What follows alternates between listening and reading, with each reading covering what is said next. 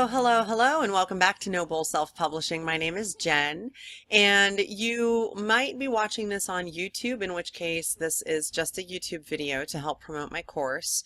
And if you're watching this on Teachable, then you are officially in Module 5, Lecture 1, Kindle eBook formatting, 5 key rules to remember or your formatting will look like a toddler did it. Let's avoid that, shall we? Okay, so without any further ado, I'm just going to go ahead and dive right in here. So the first rule is do not use the tab key to indent the first line of your paragraph. So if you are starting a new paragraph, don't fall into the habit of using the tab key, okay? It's just not going to look right. The beginnings of your paragraphs will all be at different indent distances, and so you get indents that are some are like this far from the edge of the Kindle e-reader, and some of them are like this far, and some of them are that far, and some of them are like that. I mean, it just goes, it's like this weird squiggly line thing. It just sucks. So I like to avoid that. You can avoid that by, there's a ruler with a couple of little arrow things. If you mouse over one of the little arrow things at the top left of your Word document, then it will say first line indent. You move that inward to either 0.3, 0.4, 0.5, whatever you prefer. For a Kindle ebook, it looks best at 0.3. 0.5 is almost a little bit too far. Like it would be good for a print book, but for an ebook, it's too much space. So, then again, you can test it out and see which one you like. Do whatever you feel is the best for your book. Number 2, page breaks need to be inserted manually. My recommendation for when you're actually formatting your ebook, which I'll show you in a couple of lectures, my recommendation for while you're actually formatting the ebook is to view your document in web page view instead of in print view.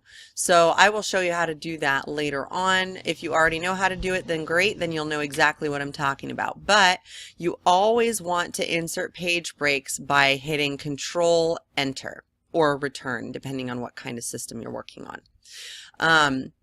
The automatically generated page breaks do not translate into the Kindle. So if you don't do Return Enter, or I mean Control Enter, then your page breaks are not going to show up. So number 3, in an ebook you cannot wrap text around images. So you can try, you can definitely try. You can put an image in there and it'll sit here like this, and then at the bottom corner over here it'll go, oh, here, look, there's the sentence, and that's it.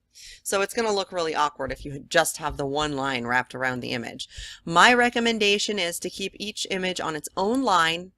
I usually skip lines in between, you know, so there's a little bit of a buffer, a little bit of space, and I center the images so that way they're literally standalone, they're on their own. You still get the effect of the image, but you're not confused by how the text is behaving around it, you know.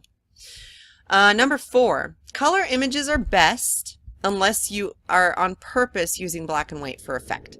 So, typically speaking, the newer e-reading devices, sorry, there's like a bunch of traffic out here. I'm upstairs in a townhome and it's really hot.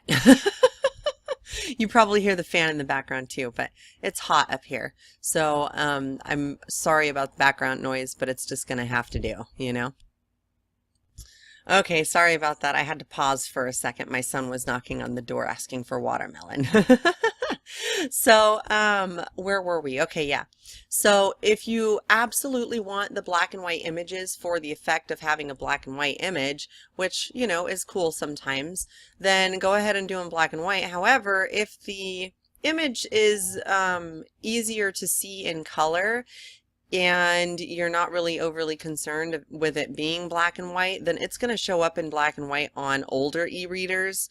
The newer ones, it will probably show up in color, whatever your e-reader is. You know, if it's in color, then it'll show up in color. If it's black and white, it'll show up in black and white. So that all depends on what you want to do. That depends on your preference. Number 5, the HTML tags you should know to create a clean ebook. You won't necessarily need to know this when we go through and work on your ebook formatting in a couple of lectures, or the lecture after next. Geez, I'm picking like some crazy tongue-twisty words today. Anyway, but it's still helpful to kind of get familiar with a few of these, because I prefer using HTML to create the table of contents in my book because it just simplifies everything from my perspective. However, because, you know, Word generates a ton of junk code and it just kind of slows everything down and makes it lag and what have you. So, however, not everybody's going to be able to do that, and not everybody's going to be able to jump in and just code a table of contents, you know what I mean? So there's going to be a few different methods of doing the table of contents. However, with the actual ebook formatting for the rest of the book, I typically only use Word document. I don't go into the code unless I have to troubleshoot something and there's something seriously wrong, like it's not displaying properly in the Kindle for some reason. So that being said, there is a link to the HTML tags that the Kindle can read in the description on YouTube, and if you are in the class, then you'll have a whole like lecture, text of lecture in underneath this video. So and then of course, if you want to enroll in the class and you want to learn how to properly format your Kindle ebooks, there's a link in the description for the class itself also. So I guess yeah, that'll be about it for right now, and I hope to see you guys in class, and those of you who are enrolled, I will see you in the next lecture. Have fun with this. You know, I'm just going to be teaching you the very simple, basic aspects of this, and then you can get as fancy as you want with your ebook formatting. You know what I mean? You don't have to keep it as simple as I do. I just prefer it that way because, well, everything's complicated enough as it is. I don't need more. Anyway, yeah, that's it. I'll see you guys in the next lecture. Thanks for being here, and I hope you're having a great week.